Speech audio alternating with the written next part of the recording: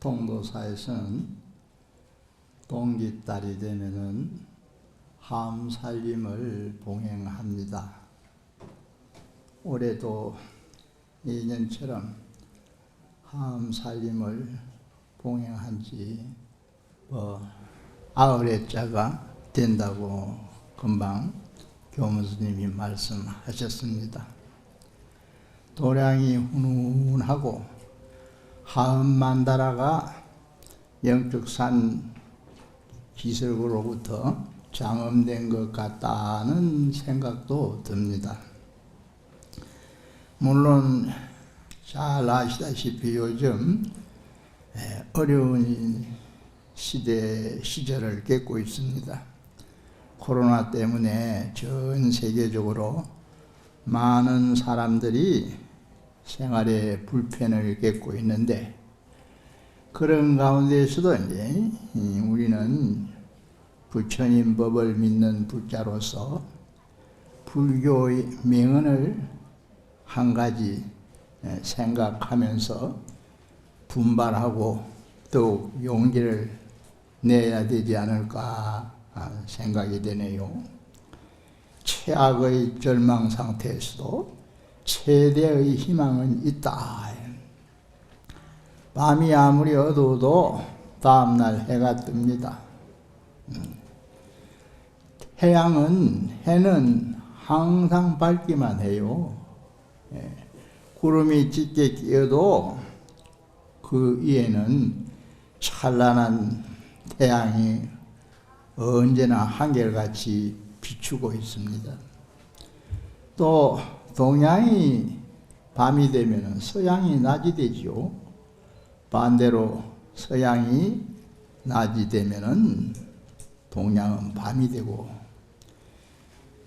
태양에는 이럴 성시가 없어요.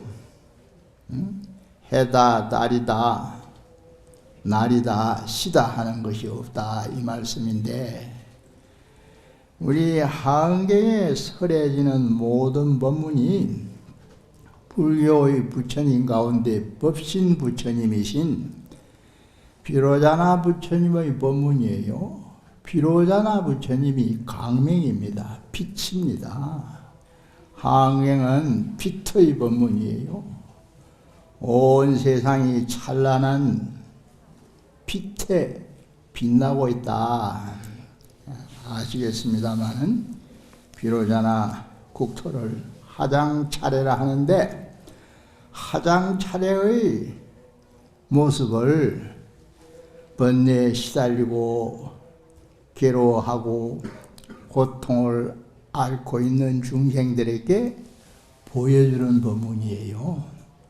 그래서 마음이 어두운 자 하음 법문을 듣고 마음이 밝아지고, 근심이 많은 자 하음 법문을 듣고 근심이 없어지고, 슬픈 자 슬픔을 끝내고 기쁨을 느낄 수 있는 그런 계기가 이 하음 법문에 다 설해져 나옵니다. 오늘은요, 하은경 11번째 품인 정행품의 내용을 간략히 요약해 설명하고, 그 다음에 이어서 해주품 얘기를 해드리도록 하겠습니다. 아시다시피 불교는 수행의 종교라 하는데, 이 수행이란 말이 행을 닦는다는 말이잖아요. 행실을 닦는다. 보통 우리가 사람을 행동을 두고 악행을 저지른다, 선행을 한다, 이렇게 많이 구분해요. 그런데 하은경에서는 지금 이 품 이름에 나오는 대로 정행이라는 말이죠. 청정할 정자, 깨끗하다는 뜻을 가지고 있는 글자입니다. 정행이에요. 약창경에 보면 정행hen수 수미정 하는 구절이죠. 또 이제 비슷한 뜻인데 범행품도 있어요. 범행이라는 말도 있어요. 정행은 뭐며 범행은 뭐냐, 이제 중간중간 조금 이해되도록 설명을 드리겠습니다만, 그런 거 하면은 또 우리 스님들은 계를 받고 스님이 되기 때문에 계를 잘 지켜야 된다. 계행이 철저해야 된다. 계행이란 말도 있어요. 예. 부처님 제자 가운데 아들이었던 나우라는 10대 제자 중에 밀행을 잘했다고 해요. 밀행 제일의 제자다. 밀행은 남모르게 하는, 드러내지 않고 남모르게 하는 숨은 선행을 나타내는 말이에요. 그러니까 행을 두고 정행이다, 범행이다, 밀행이다, 계행이다. 또 이제 열반경이라는 경에 보면은 범행, 성행품이라는 품이 있는데, 열반경에도 범행품이 있습니다. 성행품이라는 품이 있는데 거기 보면은 오행설이 있어요. 오행. 사람의 행위를 5가지로 구분해서 설명한 내용입니다. 처음 성행, 성인의 행위다 이런 뜻인데 거룩한 행동, 행실이라는 얘기예요. 거룩한 건 뭐예요? 보통 사람이 할 수 없는, 불교로 말하면은 부처님이나 보살들의 수행 경계에 이르렀어야 할 수 있는 행, 뭐 거룩하다 해서 성행이라 이럽니다. 그래서 성행이란 말도 있고, 또 이제 범행이란 말도 있어요. 범행. 범도 청정하다는 뜻이에요. 깨끗하다. 범, 이 절에 있는 큰 종을 범종이라고 하죠. 그 범. 그 범은 소리가 맑다, 청정하다는 뜻을 가지고 있는 그런 글입니다. 우리 범행. 그런가 하면 또 천행이란 말도 나와요. 오행설에. 천행. 이 하늘 사람의 행동이다 이런 뜻인데 지극히 착한 행동을 천행이라 이렇게 말해요. 뭐 물론 뜻을 이제 구분해서 말하지만 비슷비슷하죠. 성행이 천행도 되고 범행도 될 수 있는 거죠. 그런가 하면은 네 번째는 영아행이라는 말이 나와요. 영아행. 영아행은, 영아란 말은 어린 아이라는 뜻입니다. 젖먹이 아이에서 이제 서너 살 될 때까지 그 아이들을 영아라 그래요. 천진무구하다는 뜻이에요. 꾸밈이 없고 천진무구하다 이런 뜻에서 영아행이라는 말이 나오고, 마지막 5번째는 참 병행이라는 말이에요. 병자를 써요. 병행. 병행이란 말은 중생의 모든 번뇌가 병이에요. 말하자면 인간관계를 통해서 볼 때 너도 번뇌가 많은 중생이고 나도 번뇌가 많은 중생이다. 번뇌가 병이니까 너도 환자고 나도 환자다. 동병상련이란 말이 있듯이 같은 병을 앓는 사람끼리 서로 도우고 서로 동정하고 부드럽고 착한 마음을 쓰자. 그래서 이제 오행을 하나하나 설명해 놓은 그런 내용이 열반경에 설해져 있어요. 그런데 하안경에서는 지금 이 품 정행에 어떤 말씀 법문이 설해져 나오는가 경 몇 줄을 새겨드리고 이어서 쭉 보충 설명을 하겠습니다. 이 정행품은 지수보살이 문수보살에게 질문하는 내용이에요. 지혜지자 머리숫자 이름이 그렇게 된 보살이 등장을 해요. 그때 지수보살이 문수사리보살에게 물었다. 지수보살이 묻고 나중에 이제 문수보살이 대답을 해줍니다. 불자여, 한경에서는 보살 상호간에도 불자여 이렇게 부릅니다. 지수보살이 문수보살을 보고 불자님 이렇게 말한 거예요. 보살이 어떻게 가실이 없는 신의 말씀었자 업을 얻습니까? 사람이 허물 없이 어떻게 살 수 있습니까? 이런 말이에요. 부처님을 여러 가지로 설명하지만은 밀교에서는 부처님은 신구이 삼업에 허물이 나오지 않는다 이렇게 말해요. 신업, 몸으로 하는 행위 아닙니까?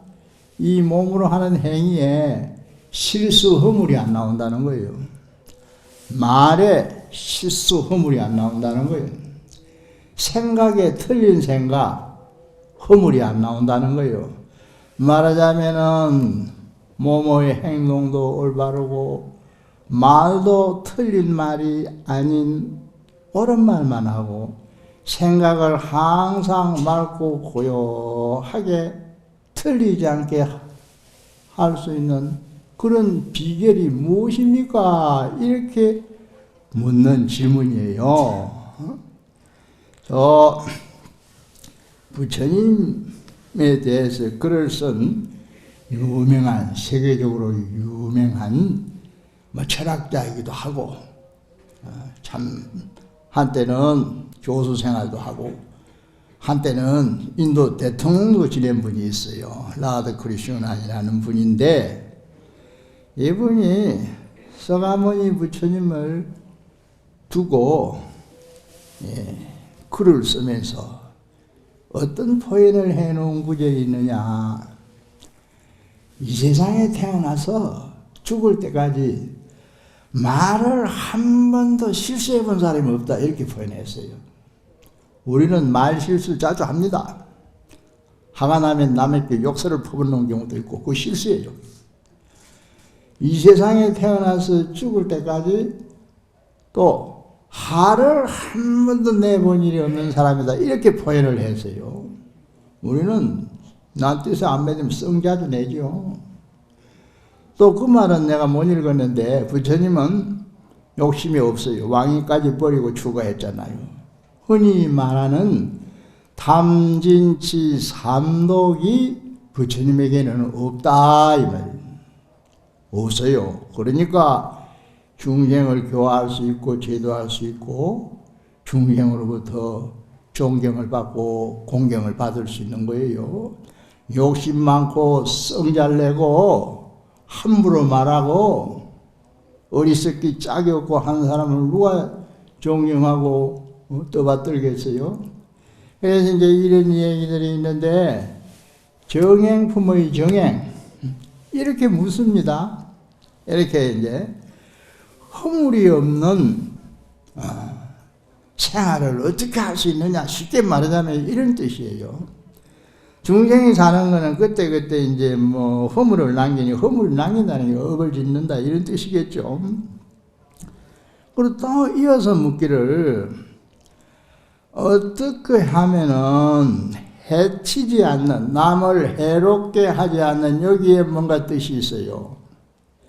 미리 설명하면은 한경의 정행은 깨끗한 행위, 청정한 행동이라는 뜻이지만은 남을 위한 원력이 있는 행동을 말합니다. 여기에는 110가지 질문이 딱 나오는데 질문마다 이 답을 해주는 내용이 당원이란 말이 들어있어요. 마땅히 원컨대 이렇게 시작이 돼요. 문수보살이 답해줄 때 중생들이 이렇게 되도록 하라 이런 뜻에서 하는 말이에요. 그래서 이제 정행품의 정행의 본뜻은 내 개인의 청경을 이해하는 것만이 아닙니다.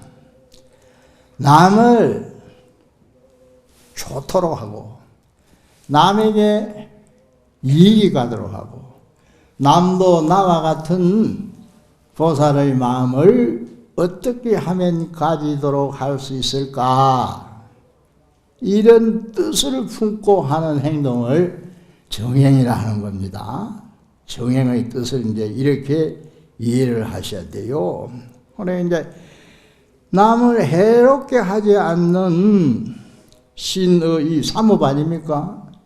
삼업을 얻으며 또 비슷한 말, 남을 명예를 훼손한다 할 때 해자가 나오는데 헐뜯지 않는 삼업을 얻으며 또 부서지 파괴되지 않는, 남이 항상 쉽게 말하자면 저는 지금 팔을 다쳐 좀 불편합니다만은 몸에 전혀 상처가 나지 않도록 하는, 몸이 건강하게 유지 보호되는 이런 뜻이에요.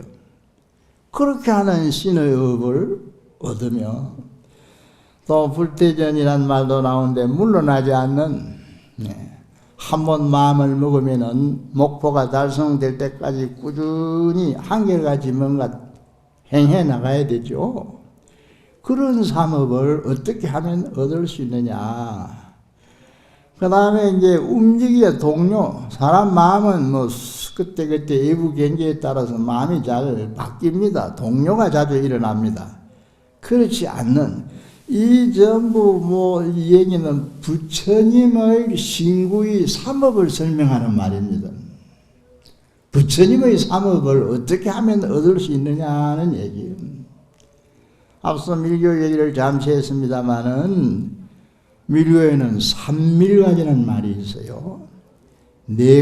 세 가지 삼업을 가지고 말하는 거니까 세 가지의 비밀스러운 것이 중생들에게, 가지란 말은 가피와 비슷한 뜻이에요.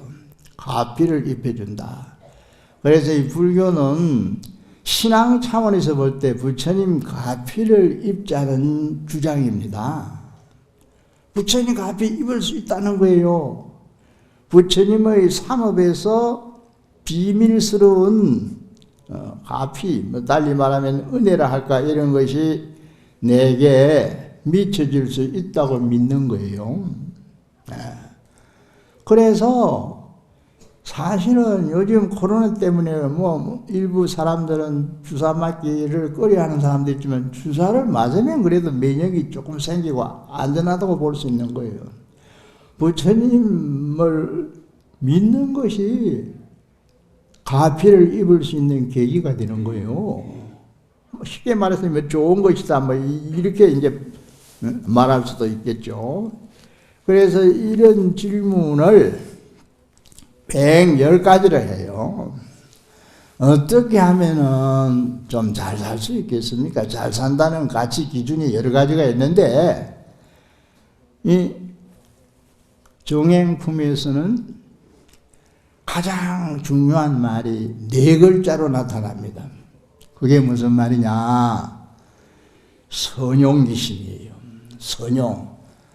마음을 잘 쓰라, 이 말이에요. 우리는 몸을, 건강을 잘 지키라, 이런 말은 잘하죠. 건강 조심하시오. 제가 팔을 좀 다쳤는데요, 만나는 사람마다 나보고 다행이래요.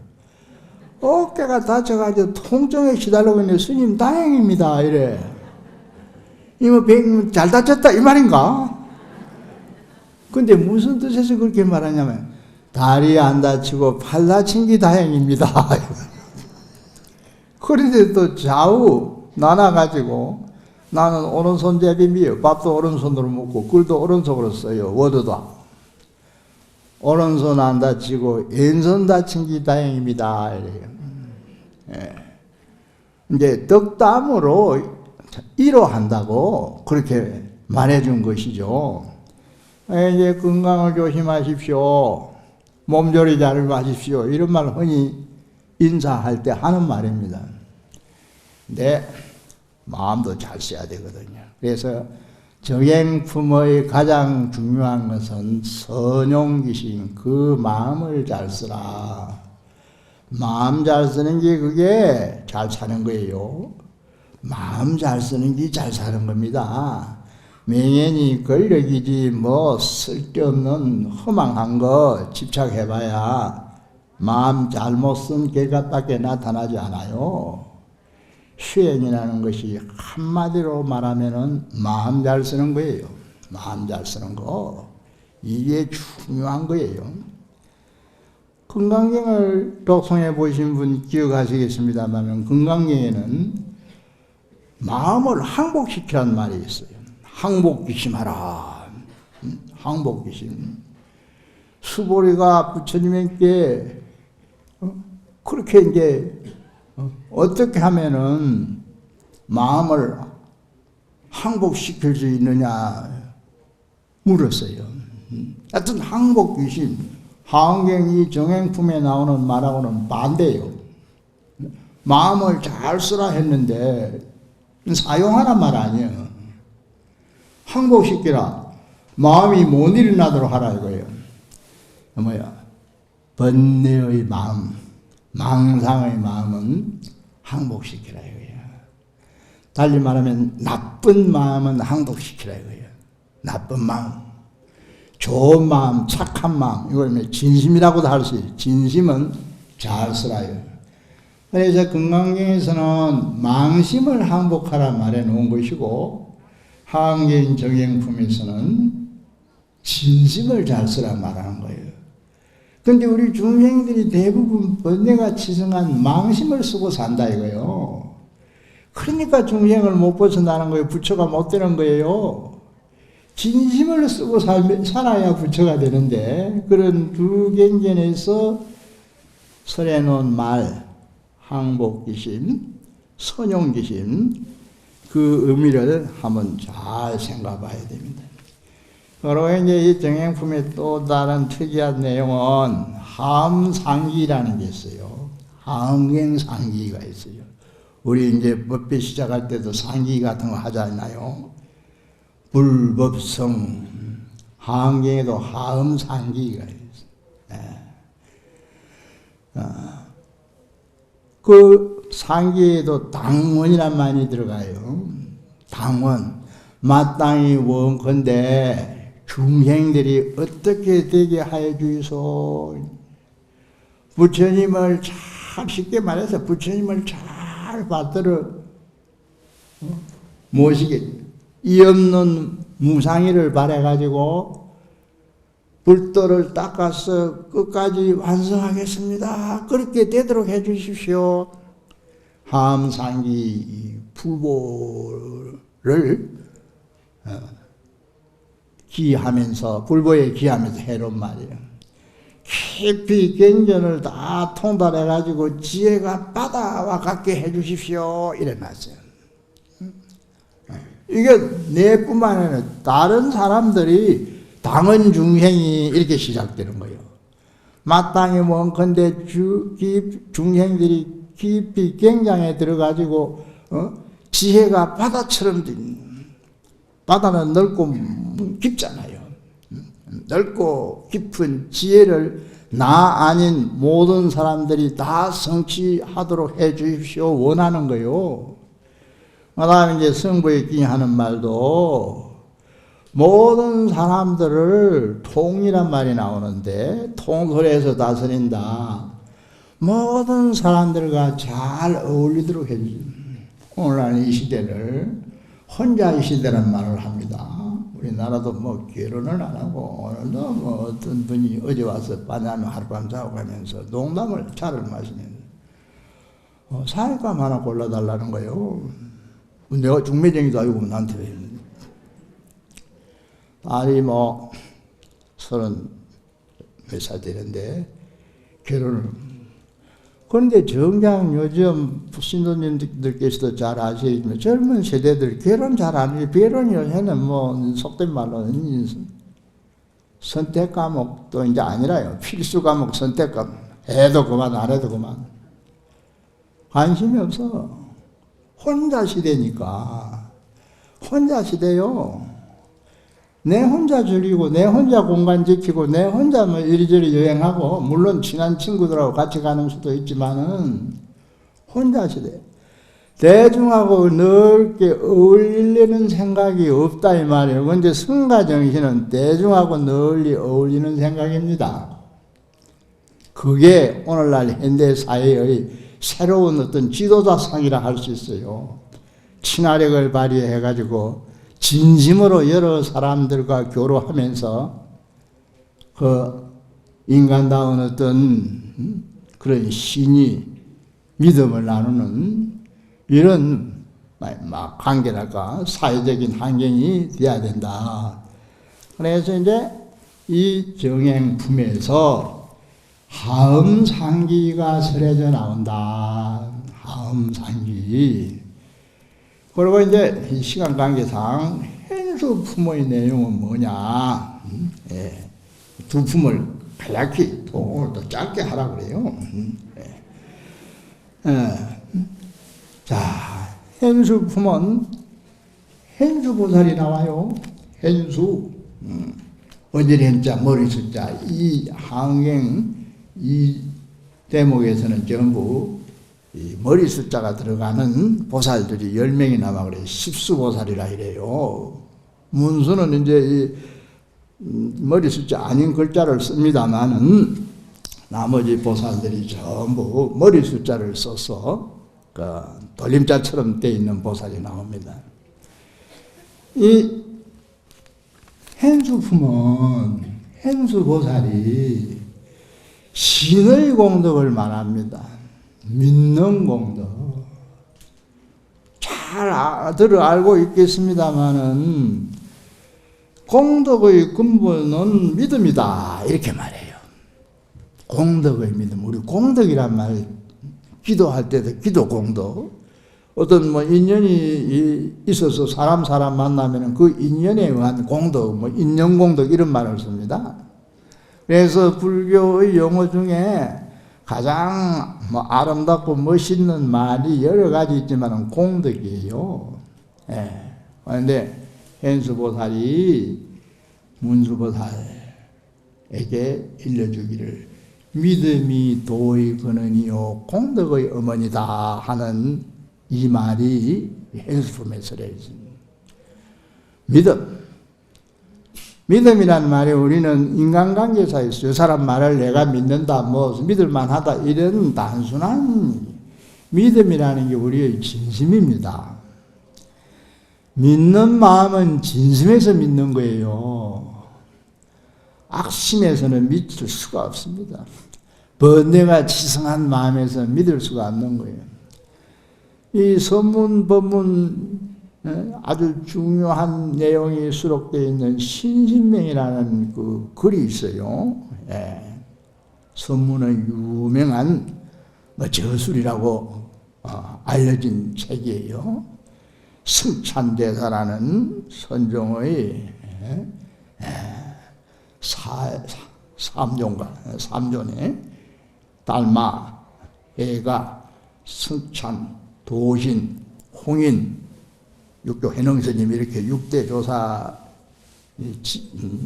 순서가 있는데 대가 있는데 승찬사님 신신명 신심 믿는 마음이란 뜻이요 글자들 핵이면 그런데 신심은 자기 진심이 드러나야 신심이 됩니다. 이게 중요한 현수품의 중요한 뜻이 그거예요. 신심은 자기 남을 미워하면서 내가 진실한 신심 가질 수 있나요? 불가능해요.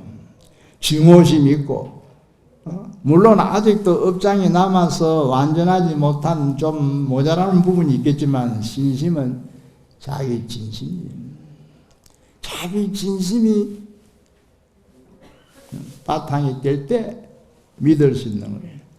그래서 이 현수품의 내용을 요즘 스님들은 잘 이 부분을 모르는 수도 있을 것 같은데 현수품의 내용을 옛날부터 한경을 오래 본 사람들이 한마디로 그 내용을 뭐라 요약했느냐 10만성불이라 이랬어요. 10만성불 믿음이 꽉 차면 부처가 된다 이 말이에요. 믿을 신자, 찰만자, 이룰 성자 부처볼 자. 깨달아야 부처가 된다. 보통 이렇게 들어왔죠. 깨달아야 부처가 된다 이거요. 깨달지 못하면 아직도 부처가 아니야. 그런데 항행이 행습품에서는 예로부터 10만 성불이란 말을 사자성어처럼 감추려냈어요. 10만. 지극한 믿음이 있으면은 그 상태는 부처님 마음 똑같은 상태다. 부처님 마음과 깨달은 상태다 이거예요. 10만 성불. 어떤 이들은 불교는 너무 깨달음만 강조하기 때문에 언제 깨달느냐요? 몇 생을 닦아야 되느냐요? 그렇게 어렵게 생각하는 경우도 있는데 한편은 그렇게 어렵지 않아요. 열반경 같은 데서는요, 수행지를 이제 우리가 항경에서는 뭐 52, 55 이렇게 나누는데, 십신의 범부지가 있고, 그 다음에 행인의 지에 들어가면은 십주의 지가 있고, 또 중간 조금 더 들어가면 십행의 지가 있고, 십회양의 지가 있고 쭉 올라가요. 그런데 십주는 범부의 지 다음에 있는 십주예요. 52로 말하면은 11번째부터 20번째 있는 뭐 계단이랄까 스텝이라 할 수 있는데 그걸 십주라 그래요. 머무를 주자. 10가지 머무는 단계가 있어요. 마음이 딱 고정돼 가지고 항상 일념이 만들어지는 그런 경우가 있다며 그걸 십주. 그래서 그렇게 되면은 개인성을 한다. 십주 개인성이란 말을 썼어요. 십주에 개인성한다는 거. 개인성은 등각 묘각 올라가야 되는 건데 예로부터 이제 갱년을 깊이 연구한 분들이 헌선인들이 10만 성불이다. 십주 개인성이다. 이런 말을 써왔다 이거야. 그래서 이게 전부 신심, 믿음이 이제 바탕이 되어서 이루어지는 것이다. 이래 말할 수 있습니다. 다 좋은 말, 너무 좋은 말, 뭐 이거 한자 옛날에는 이제 이걸 갱을 다 읽고 뭐 이렇게 함살림 할 때 했는데 요즘은 바쁜 시대 또 갱만 읽어놓으면 신도들 지겨워가지고 갱만 읽지 아무것도 들을 게 없더라. 아이고 나 웃겨. 한번문 들었는데 한경 들어와가지고 갱만 읽어주지 뭐 아무 다른 말 안 해주더라 이 말을. 내가 처음 함살림 참석할 때 요 강원에 중간 1975년도 처음 참석했어요. 이제 처녀법문이라 암법문에서는 은사 스님 살아계신 방안이 갱만 읽고 네 말을 줄이라 이러더라고요. 갱년 내용만 말해주지 네가 하는 말은 좀 줄이라 이거예요. 설명은 좀 줄이라 이 말이에요. 그런데 요즘은 그러니까 당신이 법문하거나 또 오라 스님도 법문하시고 옛날 큰 스님들이 다 와서 했는데 갱년만 전부 설해주는 거예요. 자세한 설명도 안 하고 그렇게 옛날에는 갱을 쭉 대중이 한번 듣도록 하는 이걸 살림이라 했어요. 함살림은 항경을 가지고 법화살림은 법화경을 가지고 저 봉선성 하면 능음살림을 했고 지금도 이제 고려시대 보조 스님의 그 처음 시작하던 그 유풍에 의해서 총광사는 건강살림을 하고 있습니다. 해마다 건강경살림. 그래서 이제 요즘은 이제 이해를 도와주기 위해서 교리적인 설명도 덧붙이고 뭐 또 신심 우러나도록 도와주는 말도 조금씩 하고 이렇게 합니다만은 옛날에는 경전을 쭉 어떤 분들은 그냥 한문 글자 그대로만 읽어줘요. 석사도 이 풀이를 하는 걸 석사한다 이럽니다. 풀이도 하지 않고 경전을 그대로 읽어만 들어요. 이렇게 진행되어 오던 시절도 있었다. 아무튼 이제 정행품, 현수품 두 내용은 이제 간략히 요약하면 이런 뜻이 있다는 것을 설명드렸습니다. 그리고 이제 다음 본문은 이 빛나는 하자가 꽃이라는 뜻입니다. 꽃 피잖아요. 계절 따라 꽃이에요. 그럼 이 무슨 꽃이냐? 하음경의 하자가 꽃을 뜻하는 글자인데 마음의 꽃입니다. 마음의 꽃.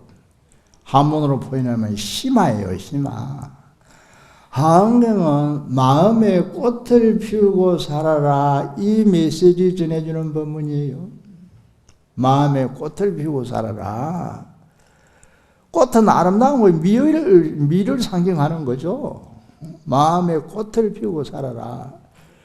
그렇게 살면 인생이 아름답게 잘 살아지는 것이다. 음이에요. 음은 장엄한다, 꾸민다는 얘기예요. 이걸 이제 예로부터 보살만행아 장엄보리로 이렇게 설명했어요. 보살행을 실천하는 것이 꽃이요. 그게 마음이 꽃피는 거예요. 보살행을 닦지 않으면 마음의 꽃은 피지 않아요. 보살행을 실천하는 것이 마음의 꽃이 피는 거다. 마음의 꽃이 피면은 부처의 길은 잘 열려가지고 부처의 길을 차질 없이 잘 갈 수 있다는 거. 그게 장엄보리로요. 보리는 가관입니까? 깨달음의 길을 꾸며놓는 기다. 인생이 불교에서는, 불교적 인생관에서 볼 때 인생은 깨달음의 길입니다. 돈 버는 목적으로 사는 그게 요새 세상이 전부 자본주의 근성에 의해서 물질의 욕구가 점점 팽창하고 있지만은 그게 인생의 길은 아니에요. 자본주의도 언젠가 망할 때가 와요. 인생은 보리로 깨달음의 길이다.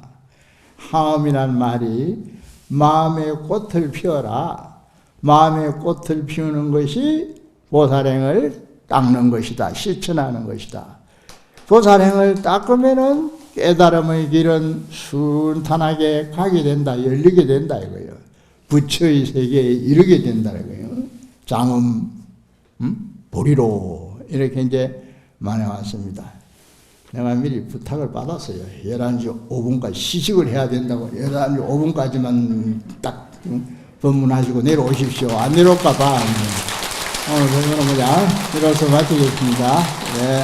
건강하시고 다음 사진 끝까지 많이 정법공도 쌓아가시기 바랍니다.